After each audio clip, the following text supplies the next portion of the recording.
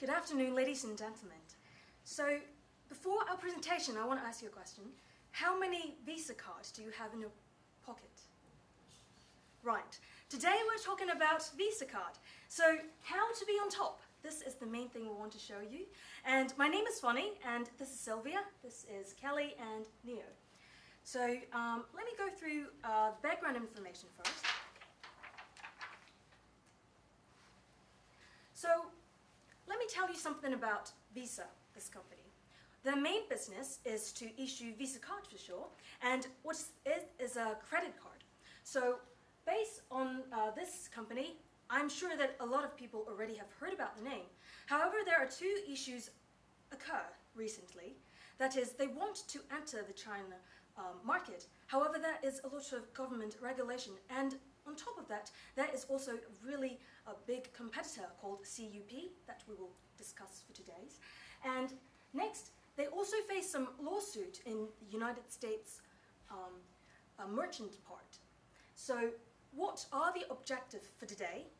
We would like to find the strategy to regain the top position of Visa, both in China to build a better image and also expand the market, and also how to solve the problem in the United States for the lawsuit problem. So in order to pursuit of this objective today, there are a couple of problems they will face. And the main problem and the main concern for Visa is the competition. That is going to have a very keen competition in both China and also in the global market. So may I now introduce Kelly to tell you those reasons for the problem. And later on, both Neo and Sylvia will demonstrate and tell you the recommendations and the practical implementation. So Kelly, please. Thank you, Fanny. So the biggest problem standing in between Visa to being on top is losing its competitive edge in the China's market. And the reason why is because China's government will, in short future, will not allow foreign companies to process transactions in renminbi. So it's really hard for Visa to compete with CUP in terms of credit card market. So one of the biggest problem contributing to losing its competitive edge is that Visa is charging a really high, relatively higher transaction cost to the customers. And this has caused a very low renewal rate, as customers now prefer to have a CUP card instead of a Visa card. It's now it goes to buy an item, and there's no transaction cost if you use a CUP card. But when you use a Visa card in Japan or in Korea, they charge a 1 to 2% transaction cost. And because of this, even for the co-branded Visa and CUP credit card holders, they prefer to pay through CUP transaction terminals because of the transaction cost problem. And because of this, Visa company has imposed a lot of fines on companies. On BC, one example is a BC card company in Korea. It imposed a 100,000 fine in the company because the company allowed a transaction besides Visa's terminal. And the company is really dissatisfied and has sued the company to antitrust cases, saying that it is not right for Visa to impose such a fine for BC card, as a lot of other companies allow transactions besides Visa. And also US merchants, because of the higher transaction fees charged in US, which is 2%, but only 1.5% in Canada, 0.5% in UK, and 0.3% in European Union. US merchants felt that it is not fair for Visa to charge a relatively higher transaction cost for US customers, which will in turn affect their business. Another reason is also Visa is charging a relatively higher merchant fees compared to CUP. It's 15 to 20% higher than CUP, and is a rather big cost imposed on the merchants. And this has caused a lot of dissatisfaction and has in turn encouraged the penetration of CUP, as they are more than happy to work together with CUP. And this has encouraged CUP to penetrate 117 countries outside of China. And this has posed a great threat to Visa, as now the market share is diluted by CUP's penetration. So after analyzing the case, we have realized that it's really hard to compete head-on with CUP in trying to get the government or the WTO to involve in this, because the government regulations is really strict, and will not be, in short future, will not allow foreign companies to continue to transact in renminbi. Therefore, we want to explore our opportunities, and we found that there's a rising trend of Chinese outbound travelers traveling outside, and these people have a very high purchasing power, which is equals to $702,000 US, where a normal international traveler only spends $4,500. And it's estimated in 2011 that 60 million of Chinese travelers will travel outside of China, and with such high purchasing power, it equals to 4.3 trillion USD. If Visa is able to capture these big market share, it will be a great advantage for the company. And second one is because China has a rising trend of sending students outside of China to pursue a better education overseas. And it's often really hard for students to pay the tuition fees in universities. And it's more difficult for them to have transactions in overseas with the CUP card because of the exposure. And our biggest strength is Visa has a very extensive network in US, in UK, in Europe, European Union. All these countries Visa has a very extensive network in these countries where CUP has not. So we believe with using our strength to capture these opportunities, it will be a great advantage for Visa. And now I will allow Neo to talk about recommendations. Thanks, Fanny.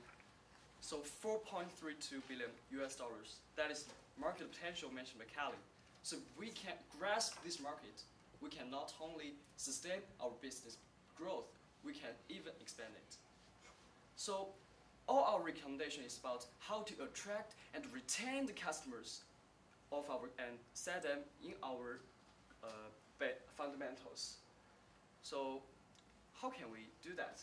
We're gonna work with banks as a distribution channel of credit cards, and the merchants, which is where the customers is going to use the cards, and also the customer directly do the marketing at the customers.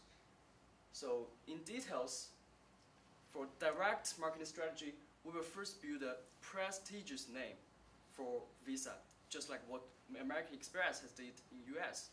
And also we will do localization stuff and make Chinese customers believe that the Visa card in their pocket is special and is special and just for them.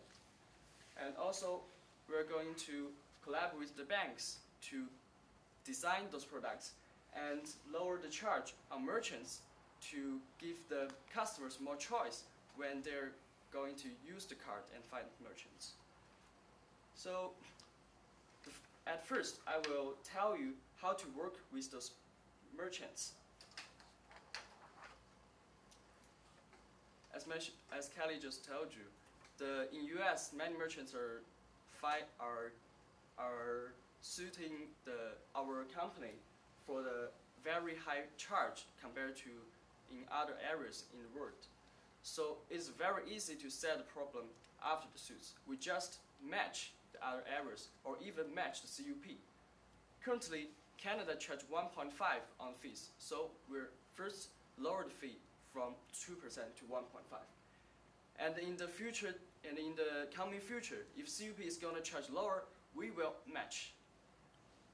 And also, we will not only lower the fee charge, we're also going to bring more customers and bring more trading volume to those merchants. With our value-added services, we will teach them how to do that, which will be later demonstrated by Sylvia. And in exchange, we will gain first loyalty. Why they should be loyal to Visa but not CUP? Because we already have an existing global network, and we already work with those domestic US large banks. And if you look at the list of partners, CUP has already have no JP Morgan Chase, no Wells Fargo. They only work with some small Canadian banks. So it is very inconvenient for those merchants to transfer to their system. And also, combining all these factors together, we believe the merchants will not sue us anymore.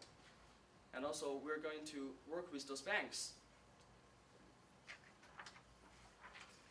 in 3 ways. First is product development. Currently, the only product we design with banks is a dual currency credit card. But in the future, we will introduce more. For example, the special card for overseas students will be introduced by Sylvia. And also, we will help them on technology transfer area.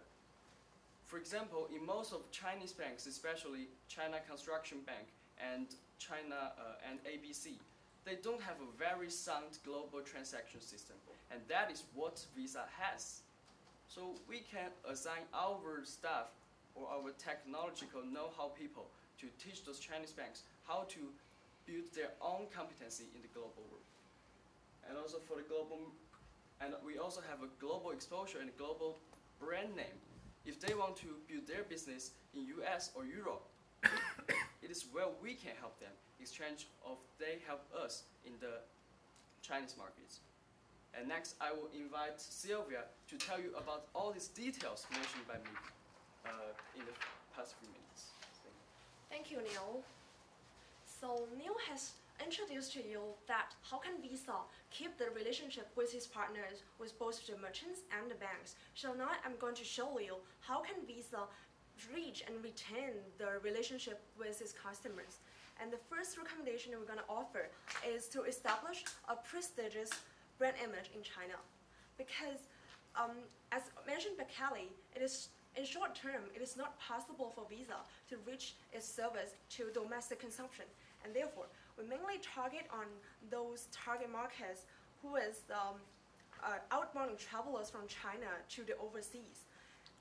And because they have a relatively higher purchasing power and outbound customer base is growing, as mentioned by Kelly. And therefore, for Visa to establish a prestigious brand image, Visa won't lower its transaction fee, would keep the current fee like 1 to 2%, but Visa will offer more value-added services, including the membership scheme, and we call it Visa Club. In the Visa Club, Visa will offer different kinds of programs and schemes, depends on the customer's purchase during the last 12 months. And it will offer some kind of services like airport shuttle, VIP waiting rooms or gift vouchers for those customers. And therefore, to increase their switching cost between Visa and other EPS companies, and also to increase the customer loyalty and to return the customers. And secondly is the localization in China. In the past several decades, we saw a lot of multinational firms. They failed in China because they didn't pursue the localization strategy in China, because the habit of Chinese customers are different from those Western world. And we found 2 interesting habits that maybe help for Visa. And the first one is Chinese people, they really emphasize on education, and a lot of them send their children to overseas markets such as US or UK to pursue a higher degree. And as was already mentioned by Kelly, it is not very convenient for them to use other card in the overseas market, and therefore we recommend Visa to to cooperate with some banks and issue those overseas student cards, which will offer them some bookstore discounts, because the books in overseas market is really expensive compared with those in Chinese market. And secondly, Visa will support the tuition fee transaction between the students and their universities, because imagine if you are going to pay a large number of tuition fees by debit card, it will be not that convenient. And if you're using credit card such as issued by Visa, you can not only pay the tuition fee but also gain the cash dollars, which will be awarded by the Visa. And last but not least, since Visa has a already built a very strong networking between those different kinds of merchants and banks. It will be more convenient for the students to eating outside or having entertainments with their friends. And also, the Visa will cooperate with these merchants and offer some kind of student discounts to those students. And the second consumer habit of the Chinese market is that since Visa is going to focusing on those travelers, a lot of the travelers, they do not travel by themselves. They travel through the travel agencies. This is not only because Chinese people, they like to group together and travel together, but also because of the visa issues that is regulated by Chinese government. And therefore, we recommend Visa to promote through those travel agencies and offer their discounts of some visiting attractions or those museums fees, or etc. And they will also cooperate with those travel agencies to expand its customer base. So now I'm going to show you the timeline of our implementation. In stage 1, the main focus is to establish the networking with those stakeholders, as Neil and I already mentioned, including those airports, bookstores, universities, and like banks and merchants particularly. And in the second stage, the main focus is to expand the Visa's networking in customers. And therefore, in this stage, Visa will hold marketing campaign towards these target customers, namely as outbound travelers and those students. And Visa will also launch its membership scheme in this time. And this is mainly for stage 3, which is to retain its customer and build their customer loyalty through the membership scheme. And therefore, it will be able for Visa to overcome and retain its position as top 1. Now I will let Neil to talk about risk. So after implementing all the recommendations we have proposed, what will be the biggest risk? I have included 2 here. First, the neck-on-neck competition with American Express. What if they come to China and just maybe imitate our strategies to target at high-end market, high-end overbound travelers? And the second is, CUP may also catch up by imitating. What if they promote those kind of overseas student card issued by them? I think both these 2 issues are a matter of loyalty. So we have the first mover advantage. We have the existing system. We're faster and quicker and more capable to strengthen our system. So after that, we will take a major step to establish the loyalty program and increase the switch cost of customers. For example, if their membership points exceed such a level, we will give more and more discounts on that, and we will keep inventing and creating and designing those programs and discounts for them in the future purchasing events. So based on all these recommendations and risk and contingency plans we have told you, I will invite Fonny to give a conclusion.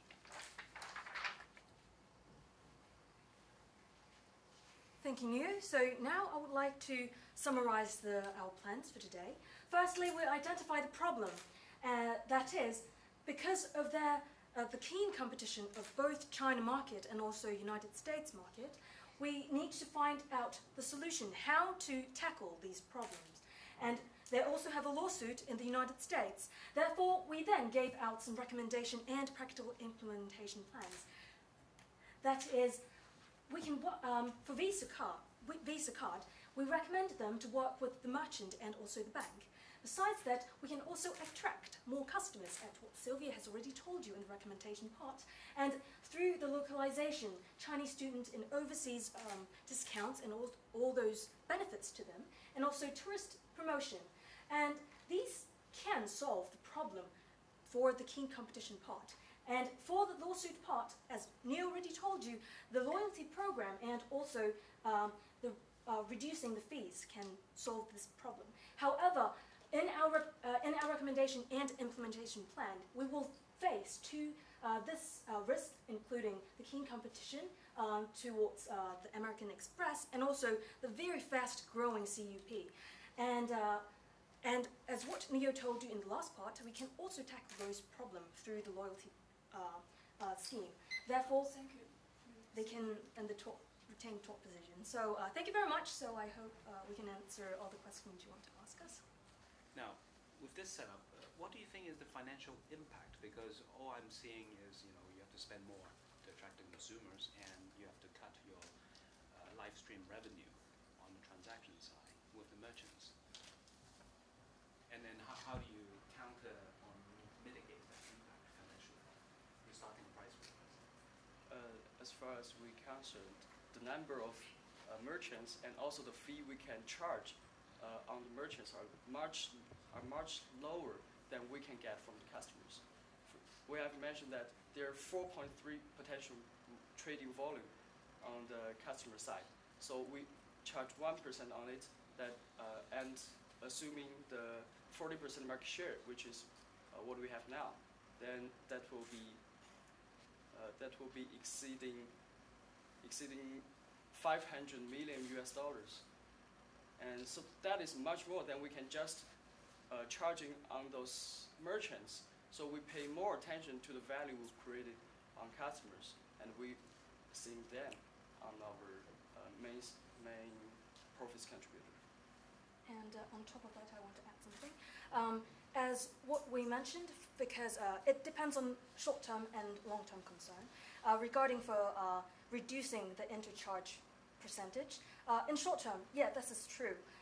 This will reduce a lot of revenue to Visa card. However, as we see the trend in 2006 and 2012, there are so many lawsuits saying that Visa card are charging a way higher price than Canada, Europe, and also UK.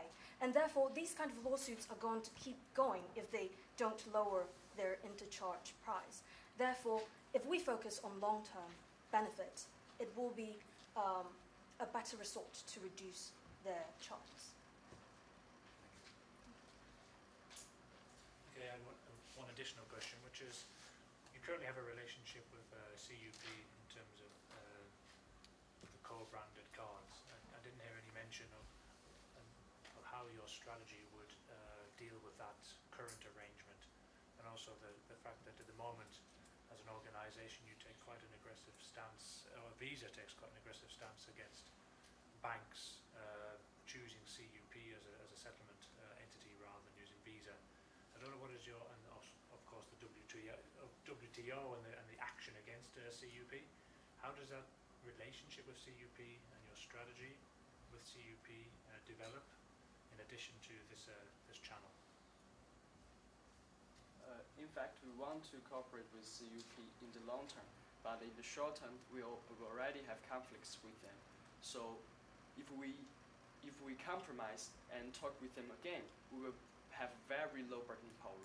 So we will work in the other way first and show them we can retain market share and retain the customers without their help. At first, is our first day strategy. And after that, we will try to do some segmenting things with CUP, and they will grasp part of the market, and we will grasp part of the market because we will target the high-end travelers. And CUP are using the cost leadership strategy. We charge 0 transaction fee on the customers. So we think in the long term we can share the profits in this market. On top of that, the recommendations we mentioned today is mainly about how to differentiate Visa from CUP and show them in the long term that there was actually no direct conflict between these two companies because they're targeting at different customer segments. You mentioned that just now that also during the presentation that you will retain the transaction fees but will focus on the loyalty program. And can you talk about more about that? Because I don't think, I myself as a customer, I don't think I have any loyalty at all, especially when facing with transactions fee and without transaction fees. So what's your plan, what exactly is your plan of the loyalty program, and also the timeline? How long would you consider that the loyalty program will be actually effective? Actually, we're trying to build a prestigious status for the customers, as now we notice that a lot of Chinese are pursuing this kind of status. So we're trying to build a loyalty program by using our card. You have a different status. You enjoy different services, and you enjoy something different when going to the airport. You have a VIP lounge, and you enjoy discounts for other stuff. And we are trying to build this kind of image, and hope, and we believe that the customers will be loyal to us by using this card. And let me show you with one of my experience. When I was in US for exchange, I usually use credit card for purchase because I don't need to pay the transaction fee, and my parents can just repay the amount of money I have used in China. But if they want to transfer those amount of money to US, there will be a transaction fee. So my primary choice will be the credit card. But for the tuition that I have to pay to the American university, they don't accept credit card. So that is part of our recommendation. Our overseas student card can provide such kind of service. We will collaborate with those universities and turn every possible transactions in US universities to, we will make them be payable by Visa credit card. And all of our following strategies will be based on this, finding out the potential needs and most inconvenient things customers are facing, and we will create a new product, or we will create a new feature to close the gap.